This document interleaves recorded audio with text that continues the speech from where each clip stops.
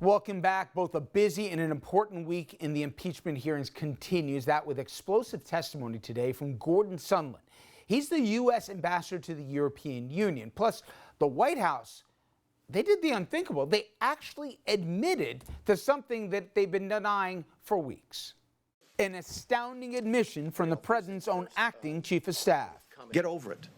There's going to be political influence in foreign policy. From the White House podium, Mick Mulvaney confirming what was an allegation in the whistleblower's report, that the Trump administration did in fact withhold foreign aid to Ukraine as leverage to pressure the country's president, adding, however, it was to investigate Democrats and the 2016 election. What you just described is a quid pro quo. It is funding will not flow unless the investigation into the Democratic server happens as well. We do that all the time with foreign policy. The idea that vital military assistance would be withheld for such a patently political reason is a phenomenal breach of the president's duty to defend our national security. However, Mulvaney denied that delay had anything to do with former Vice President Joe Biden and his son Hunter, even though the White House transcripts of President Trump's July 25th phone call with Ukrainian President Zelensky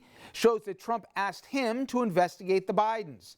And this morning, the U.S. ambassador to the European Union, Gordon Sondland, reportedly told congressional committees that President Trump directed him and others to work with his personal attorney, Rudy Giuliani, to further pressure Ukraine. And Zelensky's White House meeting was contingent upon announcing anti-corruption investigations. You may not like the fact that Giuliani was involved. That's great. That's fine. It's not illegal. It's not impeachable. The president gets to use who he wants to use. Sondland denied having knowledge about the Biden probe or the aid at the time, writing in his opening statement, "I did not and would not ever participate in such undertakings." Now, Sondland, he's just the latest figure to deliver damning testimony. Over the past couple of weeks, we've seen a who's who of people central to the scandal, and just about all of them, they've corroborated the whistleblower's account. And tomorrow, Deputy Assistant Secretary of Defense Laura Cooper, she'll be in the hot seat. It will be behind closed doors, as most of these have been. And Cooper, she controlled the purse strings on aid to Ukraine, so it could be another very important and possibly damning day of testimony. Now, earlier today, I spoke about all of this and more with former federal prosecutor Mimi Rocah. Sondland, against the wishes of the White House, he went and basically said, in so many words, the president made me do it. He made it clear that he found the Giuliani involvement both improper and unwelcome, and he also said clearly that withholding aid was a major no-no, and he knew it at the time.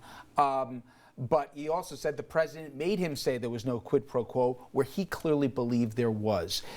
From the folks, the Fiona Hills and the others that have testified already and ones that are scheduled, what has changed in the last 2 weeks beyond the poll numbers that say we're seeing a high crime and a misdemeanor, or at least evidence that seems to support it?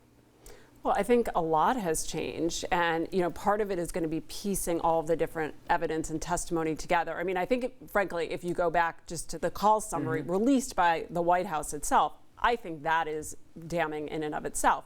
But now you have all these people coming out and saying, including Sondland, that despite what Trump told him to say, there was a quid pro quo, right? It was clear that the meeting that they wanted with President Trump was being withheld until they went out and did this investigation. Now, Sondland and others are going to quibble about, well, the investigation, what it was. He's going to say it was about corruption, and that's perfectly legitimate. And I didn't know it was about digging up dirt on his political opponent. But that just belies reality and everything that's already in the record, including the fact that, frankly, there have been all these media reports about Giuliani going to Ukraine to try and dig up dirt on Biden before this all occurred with Sondland. And the president confirmed that that was his intent right in front of the White House on live TV. But even back then, when it was happening, for Sondland to say he was unaware. And so, the fact that they were conditioning that on this meeting is, is it a federal crime?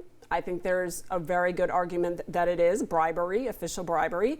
But even if it's not, it's certainly a misuse of official power. Yes, we try to engage with other countries and get them to do things that are in the benefit of the United States. But this is withholding something that another country wanted, that was important diplomatically, strategically, that Congress approved, because he wanted them to do something personal for him, for Trump. And the players involved all believed that was, we're not asking Joe Q public right now to weigh in. They believed at the time, or at least some of them at least have testified that they believed that was taking place. Now, and sorry, because I misspoke before, so let me just clarify. I think if you then get to the point that you can prove that the aid was withheld in exchange for this dirt, digging up dirt on Biden, that's even worse. I mean, right now we have Sondland admitting the meeting was withheld. I think we're also really getting to the point, even if no one's explicitly said how clear it was, but that the inference is that the congressionally approved aid was as well.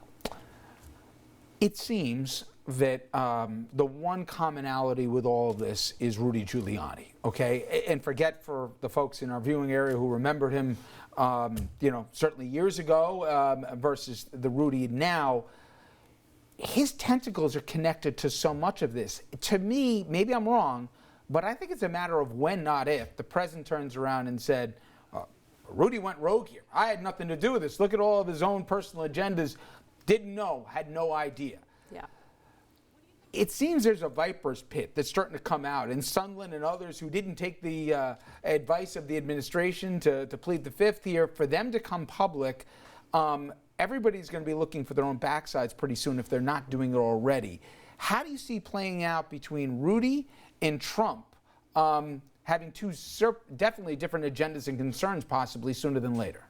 Yeah, I mean, they are exactly like, defendants that I and many other in my office, in the Southern District prosecuted, where, you charge them, they're in something together, and the minute the charges show up, they're pointing the finger at each other.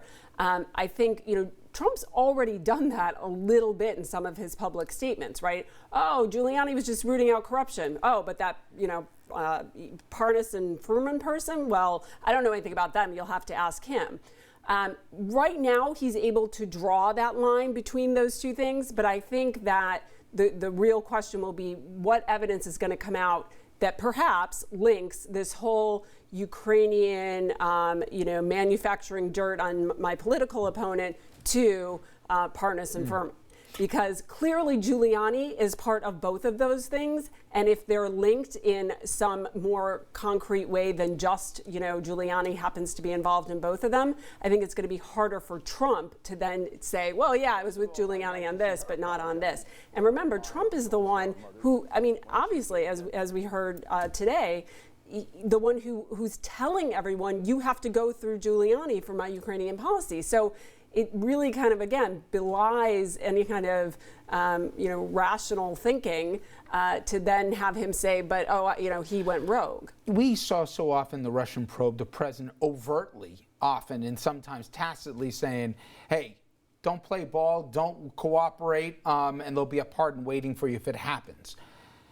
New York just changed something. Explain the significance of that, where a pardon isn't necessarily a get-out-of-jail-free card, at least with New York-related persons. Right. New York has now passed a law saying even if you receive a pardon, a presidential pardon, you can still be prosecuted by the state of New York. So if Giuliani, is heading towards criminal legal liability, which it looks like he is, and Trump is already doing the pardon dangling thing that he did with Manafort, that he did with Cohen until Cohen cooperated, right?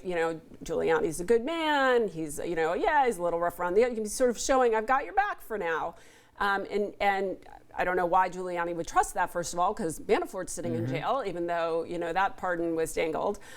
But even if that were to happen and Trump were to do that, Giuliani would need to understand that he could still be criminally prosecuted in New York State. And it's not just a hypothetical. You already have a district attorney in Manhattan. You have the New York AG. Who knows what other state entities are already dipping their toes in all of these investigations and showing their willingness to use the resources. They would not shy away from prosecuting Giuliani if there was real criminal activity and if Trump pardoned him to get him out from under that.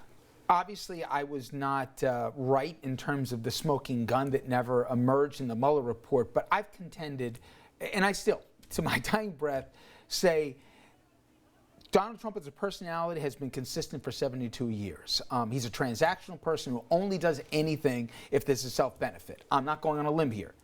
I have never understood why the one person that he has gone to bat for without any derived benefit from has been Putin. We have been told, at least, that on that server that basically moved this conversation to a hidden server isn't just this conversation, but there are conversations with Putin, with members of the royal family of Saudi Arabia, etc. Will those come to light? How much can they say none of your business when this is in effect, obviously a constitutional crisis? I mean, what can and can't they get access to? Because you would think that would be valuable color. Right. I mean, if Trump was not president, which I know we play this game a lot, but if he were, even if he were, let's say, a mayor, okay, so an elected public official, but not the president of the United States, I think by now, and you knew that there was some safe in the mayor's office that had tapes of conversations with all sorts of other, elected, even if they were people he was supposed to be talking to, allowed to be talking to, I think you would have had a search warrant by now, right? You would have all sorts of parameters about, needing to protect certain privileges, and you'd have a taint team reviewing and all those things. But there is enough here, not just because of the summary of the Ukrainian call, but just everything, like things you've been talking about, things that we know in the public record about how he acts towards certain leaders and what he's willing to let them get away with, that would contribute to a probable cause, frankly, to think that he's engaged in some kind of bribery or extortion. And is that a SCOTUS call as to whether or not, at the end of the day, does it get fast track up to them to decide what you get to see, like the tapes with Nixon? I don't think realistically, though, that anyone here is going to do that with Trump, right? So it would be more of a request or a subpoena, and then, yes, that would go to the Supreme Court. The problem is, by the time, there is expedited review. You can go ask for cert and try to go directly to the Supreme Court, and this would be an important, which they did in the Nixon tapes case. And so, it seems like this would be a case to do that. But again, they're going to run out of time. Are they going to have that answer before the trial in the Senate? Probably not. Mimi, phenomenal job as always. Thank you so much. Every time we talk, there's always something crazy going on. Always. I'm sure it'll be the same time next time. All right. When we're coming back, folks, we'll be getting more details about how the president's pulling of troops from northern Syria and how he actually reached that decision that sold out the Kurds. Also, the way he did it is nearly as disturbing as the death and destruction that it's causing. We'll be joined by a retired Marine who will weigh us in on this next.